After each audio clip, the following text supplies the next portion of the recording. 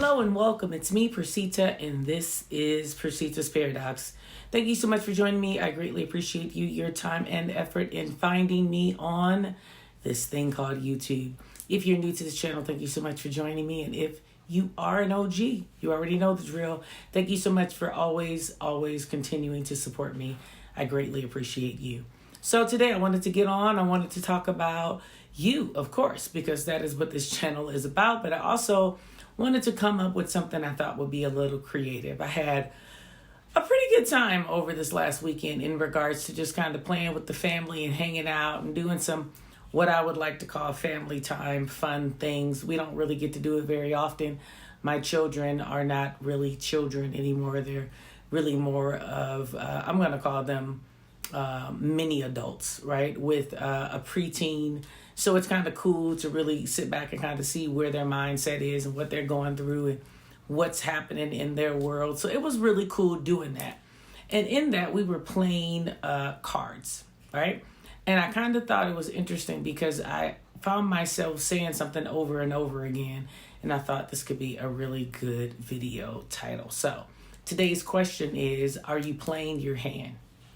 You may say, what do you mean, Percita? Well, for my card connoisseurs out there, you already understand the term because we know in cards that when you're playing any type of card game across the board, you don't really want to worry about so much what's in someone else's hand. You really want to play your hand to make sure that you have the upper hand, quote unquote, in the game. Some games you try to be a little, I don't know, let's say a little deceitful in knowing if you know the other person's hand, or you try to be a little sly, right? A little clever in how you can kind of count your cards and see what's going on. But the truth of the matter is, typically a great card player can do both, right? But the key attribute is to make sure that you're playing your own hand. And I thought, what a great question to ask you in regards to just your life and what it is that you're doing. So often we walk through everything that we're doing and we find ourselves continuously comparing ourselves. And we try to act like we're not, and we try to act like we're not really in a position of ageism. Most of us are feeling as if we really have lost some sense of time in a lot of aspects, especially with COVID. It's kind of slowed people's mindset down on what goals they can achieve. And so many things are happening in regards to war. It just not always leads to you believing that you're doing what you can do, when you can do it, the way you can do it, and it's all working for your good. Sometimes we wake up and we actually believe that we've lost time, right? And we're in a position that we feel as if we're just not really doing what we need to do to get to where we need to go. And when I think of that, and I think of the term playing your hand, it starts to come into an idea of this flexibility that we must continue to have.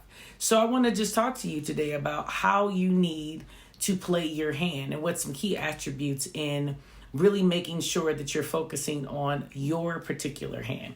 And first and foremost, you have to actually set your hand up.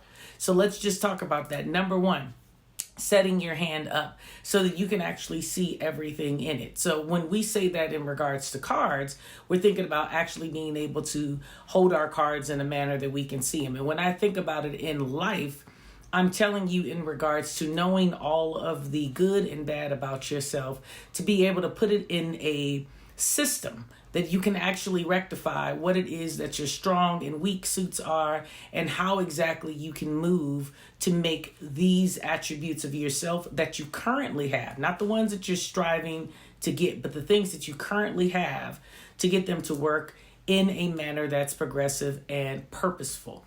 So that's key, right? That's number one. Number two, you want to be very conscious of your environment. So you want to be able to look around, right? And really pay attention to what's actually transpiring in regards to whatever you're focusing on. You want to make sure that that focus is clear and truthful. You want to make sure that you're not adding or subtracting to it, that you're really looking at it for what you perspective is, as in your perspective, you perspective means, and how that should actually be in regards to the purpose of you doing whatever it is that you're doing. Number three, you got to have a strategy. You have to know how to play the game. Nothing worse than setting up with a person to play something like spades and they all of a sudden tell you they've never played spades before. Well, there's no way for you to play the game if you don't actually know the game and know the game's rules. So you have to have a strategy in life. You have to be clear on what it is that you're trying to achieve, and you have to know how you need to achieve it. So in order for you to be strong and capable, you have to make sure that you're there. Number 4, you have to be flexible. You may say, well, I mean, how flexible are you in cards? Well, depends on how good of a card player you are. If you are a great card player, you understand the flexibility of knowing when you need to pursue or not pursue a particular person at the table is key. Same attribute when it comes to life. You have to have a flexibility within your mindset that allows you to shift and move and be able to stop and go when you need to, and just really understand that you're not losing time. Everything's going to work out for you and everything's going to work for your good. Next, you have to have some sense of faith. You have to know that playing your hand is not going to always be the safest thing for you to do. You're going to have to take those risks. You're going to have to be able to say to yourself, you know what? It's really worth it. Whatever I'm trying to do is worth it. And I'm going to have to take that chance of playing my hand to believe that this is what I need to do in my particular situation. No one else's, right? My particular situation. Lastly, you have to be very clear on, you can't worry about what other people are doing in their hands. And after you've done all those things, so many people fail at the last attribute, which is worrying about what other people are doing in their hand. It's not your place to worry. You have to play your hand. You have to play your situation. You have to play what you can see about you, for you, to you, with you, be able to, however you want me to put it, but you have to be in a position to play your own hand. No one else can play your hand, and no one else can play anyone else's hand. So you want to be super clear on not worrying about what other people are doing or going through.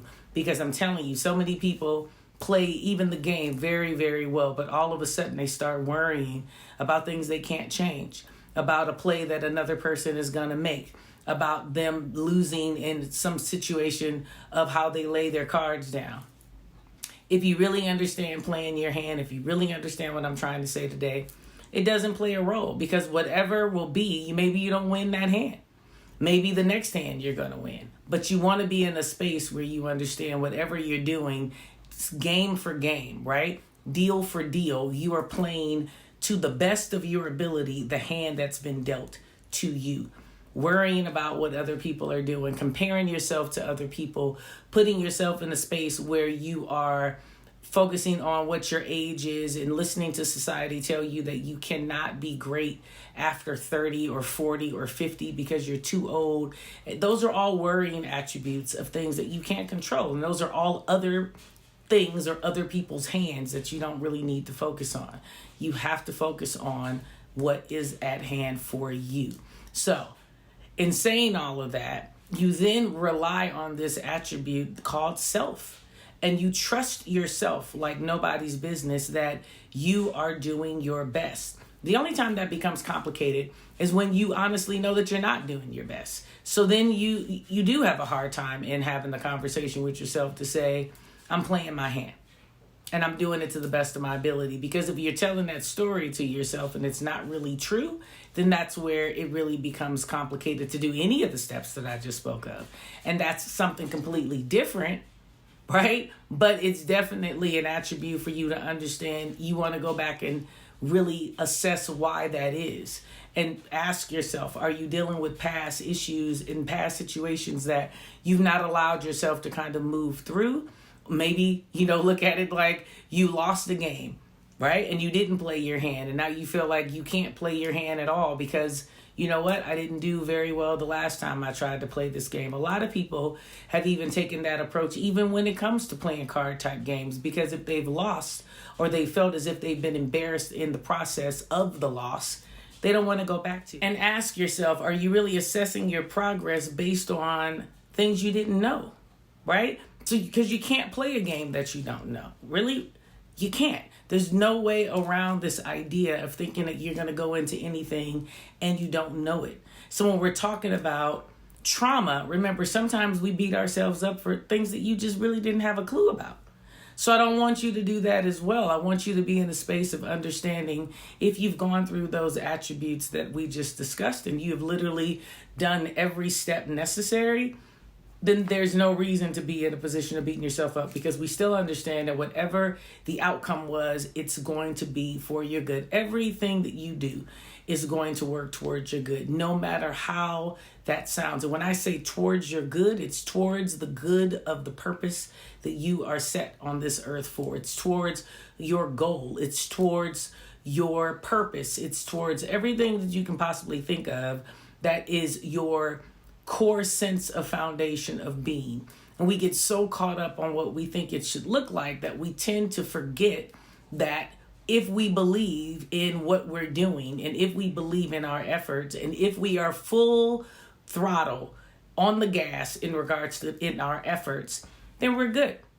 I read a meme the other day that said, something like you want to move in vibes because, you don't want to really like focus on anything other than a person's vibe, because even actions can lie. Funny thing about actions cannot lie. There's absolutely nothing about an action that can lie, because it is an outward expression of the way you feel or the way you execute, or however you want to look at it, your priorities.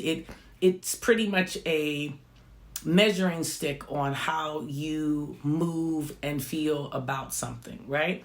So you want to pay attention to just the actions that you put out. And if your action towards something is not at its highest level, then playing your hand becomes impossible.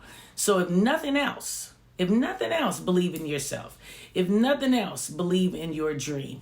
If you're trying to be an entrepreneur, but you're the type of person that has the mindset that you want for people to like you, or you want to remain comfortable, then understand that those are going to be hard attributes to really succeed as an entrepreneur, because those are things that you really can't focus on, right? So in saying all of that, playing your hand means you have to know the game that you're playing. You have to know the rules of the game that you're playing, and you have to actually play that particular game for that particular hand. Look at it just that simple. If you're playing spades, you're playing spades. You can't play gin rummy while you're playing spades. You have to pick where you are, what you're doing, and how you're doing it. So I'm going to ask you again, are you playing your hand? Are you playing your hand? And if you are playing your hand and you're in the game with the rules and the knowledge of the game that you're in, let the process be. Let the chips fall where they may. Do your absolute best and give it all you got, and understand that no matter how the outcome is, it's going to work for your favor. It's going to work in a manner that's going to be beneficial to you, right? You've heard it many times before. Either it's a blessing or it's a lesson. Always understand that that is truth. And if you move in that vein and you play your hand and you don't worry about other people's hands, promise you, success is on the horizon. So I just wanted to touch bases with you today. I wanted to run that by you. I wanted to see, if that could help you, because it definitely helped me while I was playing with my family. And I thought it could be something that would be good to share today. So that's what I wanted to do. But before you do any of the things that I've asked you to do, always remember you have to do 3 things. And those 3 things are: live life authentic. Thank you so much, as always, for joining me. I greatly appreciate you, and I hope you have a great day. See you soon. Bye-bye.